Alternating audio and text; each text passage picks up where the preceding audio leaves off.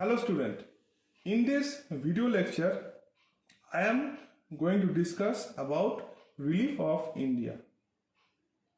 This particular topic is part of ISC Geography. Now before I start the topic, let me discuss the contents.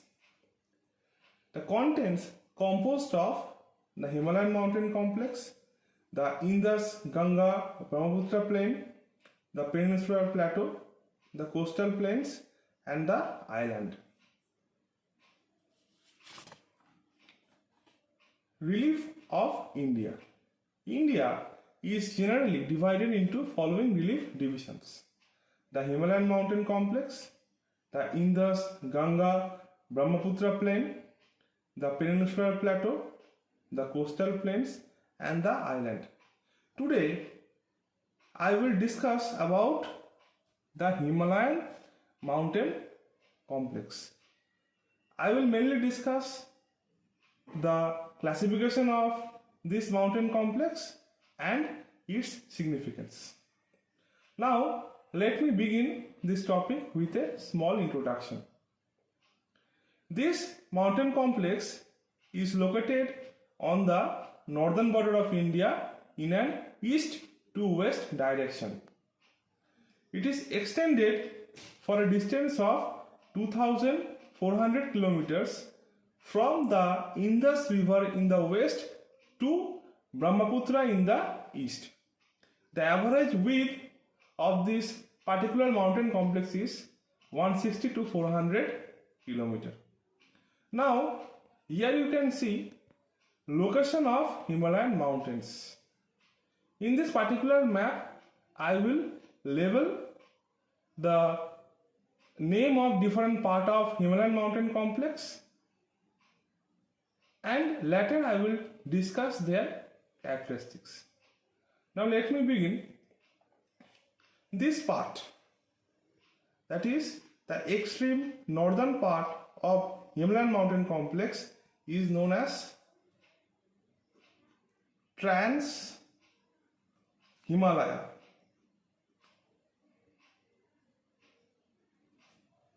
This part is called Trans-Himalaya. It includes the mountain ranges like Karakoram, Kailas, etc. Then come this mountain range. This is part of three parallel ranges of Himalaya. This mountain range over which I am moving my pen. This mountain range is known as Greater Himalaya.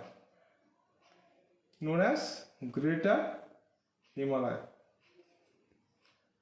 Just south of Greater Himalaya, we have another mountain range that is known as Lesser Himalaya.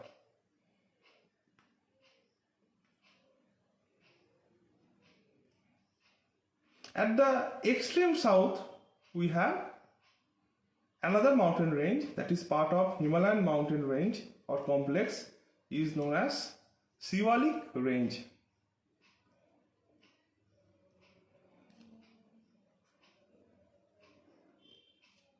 So far we learned about the following parts of Himalaya: Trans-Himalayan mountain range, Greater Himalaya, Lesser Himalaya and the Shivalik range.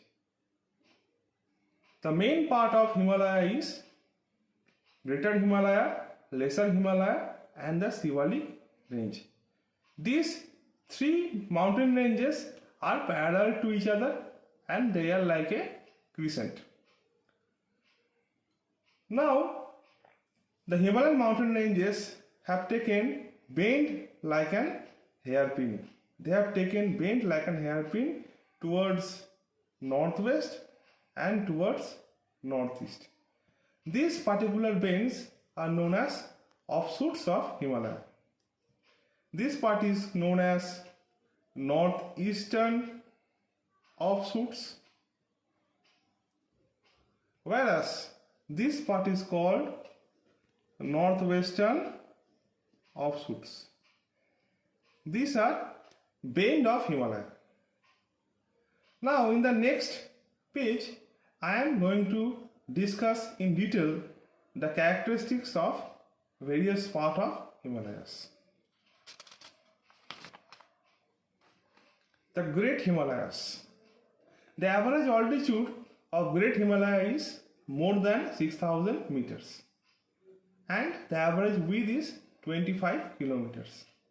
It composed of all the highest peak like Everest, Kanchenjunga and Makalu, whose peak is covered by snow throughout the year. For that reason, this particular part is also known as Himadri. Number 2, the Lesser Himalaya. The average altitude of this part is 3,700 to 4,500 meter. The average width is 80 kilometer. Now, in between Greater Himalayas and Lesser Himalayas, there are longitudinal valleys. There are longitudinal valleys between the Greater Himalaya and Lesser Himalayas. Besides, there are presence of hill resort. Many hill resorts are present in the Lesser Himalayas. For example, Simla, Mussoorie and Dalhousie. Number 3, the Outer Himalaya. The average altitude of Outer Himalayas is 900 to 1200 meters. Average width is 10 to 50 kilometers. In between the Lesser Himalayas and the Outer Himalayas, there are valleys known as dunes in the west and duars in the east. Now let me give some examples like Dehradun and Patli Dun. Dear children, you have to know all these points very nicely because in ISC examination, question may come related to these parts.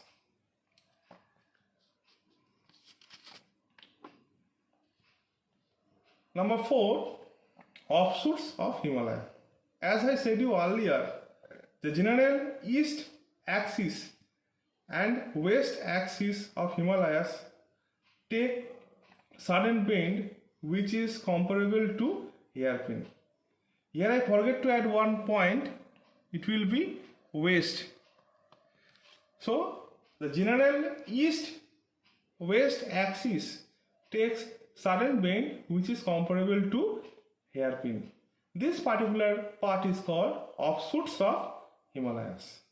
Now there are two offshoots. One is the northwest offshoot, another one is the northeast offshoot. The northwest offshoot is known as Hazara, Sulaiman and Bhukti. The example of northeast offshoot is Lusai, Naga, Patkai, Garo, Khasi and Jayantia. So far we learned about classification of Himalayas based upon the altitude. Based upon altitude, we divide Himalaya into Trans Himalayas, Greater Himalayas, Lesser Himalayas, Outer Himalayas and also offshoots of Himalayas. Now we will study regional divisions of Himalayas. How we divide Himalaya regionally. As you can see in this diagram, you will find there are many rivers descending down the Himalaya mountain range like Indus, Satluj, Kali, Tista, Brahmaputra. All these rivers have their origin in the Himalayan region. So these rivers have dissected this particular mountain range while flowing through it. So based upon these rivers, we have classified Himalayas regionally. Now let me discuss the regional division of Himalayas. You can see I have marked over here as A, B, C and D. Each letter is nothing but labeling of this particular division of Himalaya. So here A is known as Panjab Himalaya. A is known as Punjab Himalaya. This part lie in between, that is Punjab Himalaya lie in between Indus and Satluj. The width of this part is 560 kilometer. Then part B, that lie in between Satluj and Kali. This part is known as Kumaun Himalayas. This part is called Kumaun Himalayas. The width of this part is 320 kilometers. The major river like Ganga and Yamuna, again I repeat, the major river like Ganga and Yamuna have their origin in Kumaun Himalaya. Then come part C. Part C is known as Nepal Himalaya.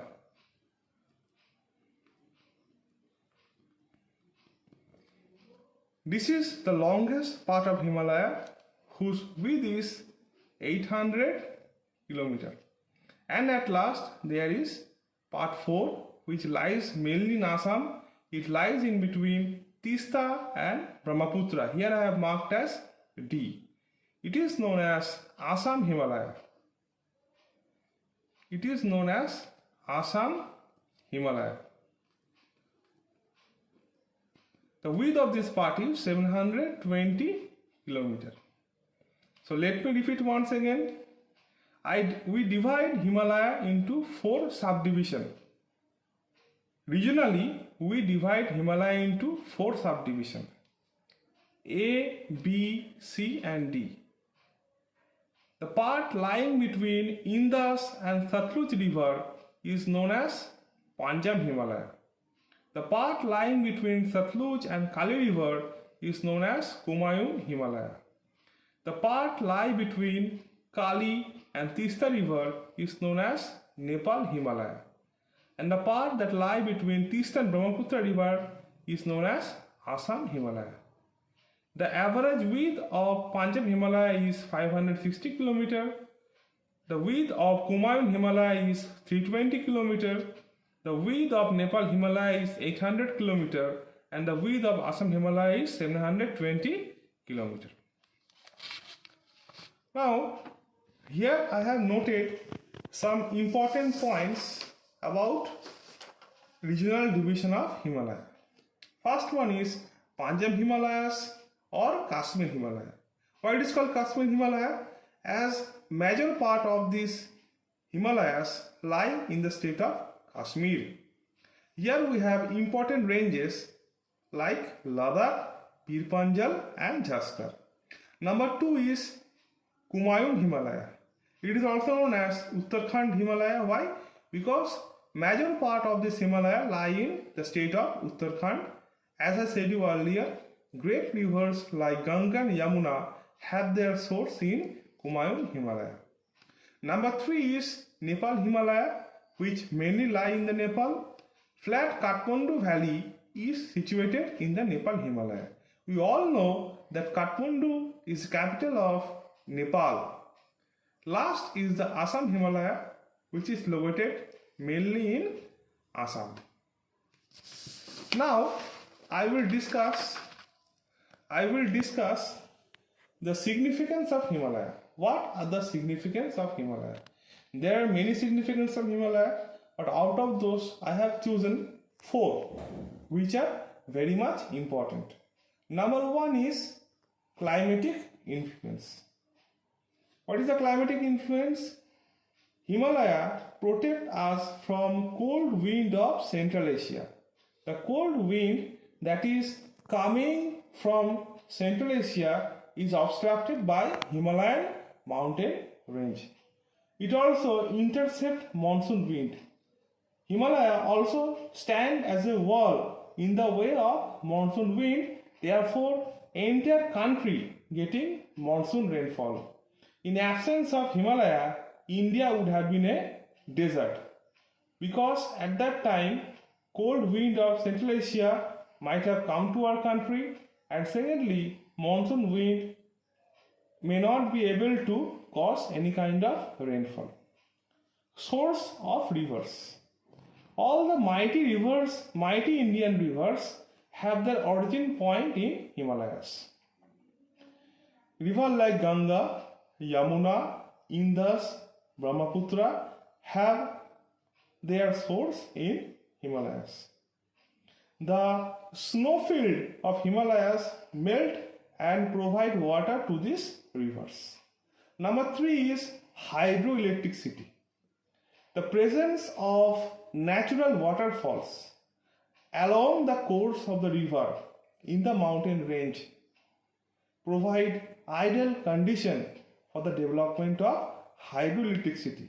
As we all know that we need force of water for generating hydroelectricity. Besides, even in the plain, we can construct dams and we can develop hydroelectricity with the help of the Himalayan river, as these rivers are perennial, having water throughout the year. Number 4, fertile soil. The Himalayan rivers are the source of fertile alluvium soil. This river deposited the fertile alluvial soil and help in development of Indo-Gangetic plain. The Indo-Gangetic plain is developed due to deposition of sediments brought down by the river descending down the slope of Himalayas. Difference between western and eastern Himalayas. Children, this difference is very much important for your ISC examination. What are the difference? The part of Himalaya lie to the west of 86 degree east longitude is known as Western Himalayas, whereas the part that lie to the east of 88 degrees longitude is known as Eastern Himalayas. Western Himalayas rise gradually in a series, whereas Eastern Himalayas rise abruptly from the plain of Bihar to the highest mountain peak like Everest. The average annual rainfall is 100 cm in Western Himalayas, whereas the amount of rainfall is quite more in Eastern Himalaya. It is around 200 cm. Vegetation in Western Himalayas mainly composed of alpine and coniferous, whereas the vegetation of Eastern Himalayas composed of dense evergreen forest. So these are the important part that you have to study from the Himalayan mountain complex. Now for this part you have to refer my video lecture as well as your textbook, that is class 12 geography by D.R. Khullar. Publisher is Kalyani Publisher for further study. So today I have completed Himalayan mountain complex. In my next video lecture I am going to discuss about Indus Ganga Brahmaputra plain. Till then, goodbye, have a nice day.